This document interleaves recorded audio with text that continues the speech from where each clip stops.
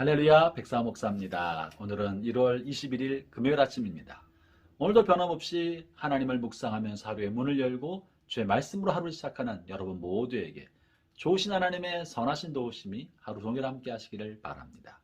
오늘 주 하나님의 말씀은 요한복음 6장 41절부터 59절까지 말씀인데요. 그중에 특별히 53절부터 55절 말씀 중심으로 살펴보고자 합니다. 본문의 이야기는 오병이어의 기적으로부터 계속 그 이야기가 이어집니다. 사람들에게 예수님 자신이 이제는 생명의 떡이다. 생명을 주는 떡이고 나는 하늘로부터 내려온 생명의 떡이다. 라고 말씀하시죠. 그러자 사람 중에 한 사람, 일부 사람들이 예수님과 함께 있던 동네 사람들이죠. 당신의 부모가 우리와 함께 있는데 어떻게 당신이 하늘로부터 왔다고 말하느냐. 그러자 예수님께서 하시는 말씀입니다. 내가 곧 생명의 떡이다. 나는 하늘로부터 오는 떡인데 이 생명의 떡을 먹는 사람만 생명을 누리고 이 하늘로부터 온 이 떡을 먹지 않으면 생명을 갖지 못한다. 그러면서 오늘 핵심적인 말씀 53절부터 55절 말씀합니다. 제가 읽어보겠습니다. 예수께서 이르시되 내가 진실로 진실로 너희에게 이르노니 인자의 살을 먹지 아니하고 인자의 피를 마시지 아니하면 너희 속에 생명이 없느니라. 내 살을 먹고 내 피를 마시는 자는 생명을 가졌고 마지막 날에 내가 그를 다시 살리리니 내 살은 참된 양식이요 내 피는 참된 음료로다. 이렇게 말씀하신 거죠. 이 말씀 바로 앞에 어떻게 우리가 너의 살을 먹고 피를 마셔야 된다고 말하느냐 하는 사람들의 질문에 관해서 주님이 이렇게 답변한 겁니다. 사실 당시 사람들에게 예수님의 이 말씀은 이해하기가 대단히 어렵습니다. 오늘날에도 이 말씀 이해하기가 쉽지 않습니다. 어떻게 예수님의 살을 먹어야 된단 말인가? 어떻게 그분의 피를 마셔야 된다는 말인가? 어떻게 예수님의 살이 우리의 양식이 될 수 있다고 하는 거인가? 당시 사람들이 이 말씀을 듣고 나서 너무 헷갈리고 너무 이상하니까 많은 사람들이 예수님을 떠나갔다고 이제 내일 본문에 그렇게 언급을 하고 계십니다. 아울러 예수님의 제자들 중에서도 일부는 이 말씀이 이해가 되지 않고 이상하니까 떠나갔습니다. 이 말씀의 의미는 무엇일까요? 이 말씀에 관한 참된 의미는 우리가 예수님이 누구신지에 관한 명확한 이해를 통해서만 가능합니다. 그리고 이것은 인간의 이성과 인간의 지혜로는 알 길이 없습니다. 예수님을 온전히 하나님의 은총의 계시로 이해할 때만 보이는 거죠.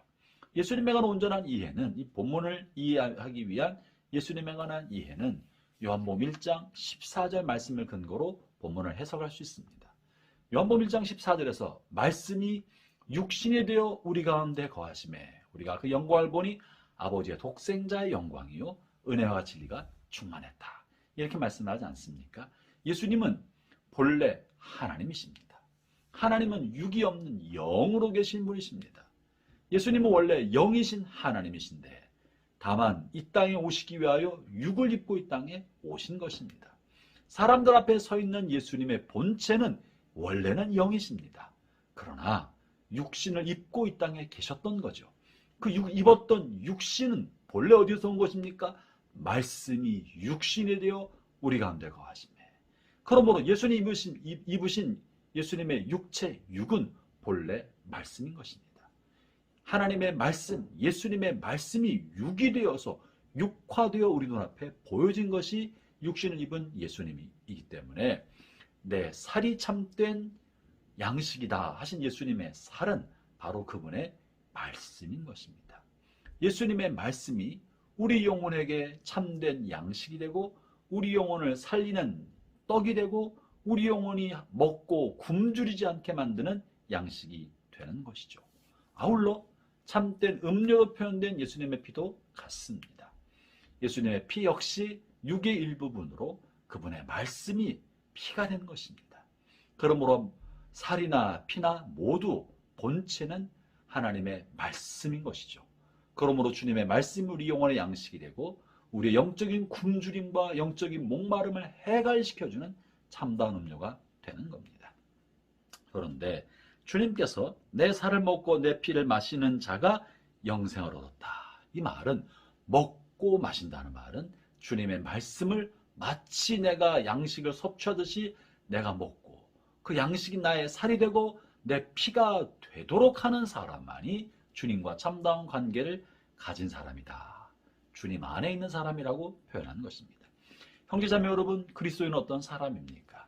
입으로 예수를 구주로 고백하는 사람일 뿐만 아니라 구주의 살과 피를 먹고 마셔서 그분의 살과 피가 내 살이 되고 내 피가 된 사람, 이런 사람이 그리스도 안에 있는 사람이고 그리스도의 생명을 누린 사람인 것입니다.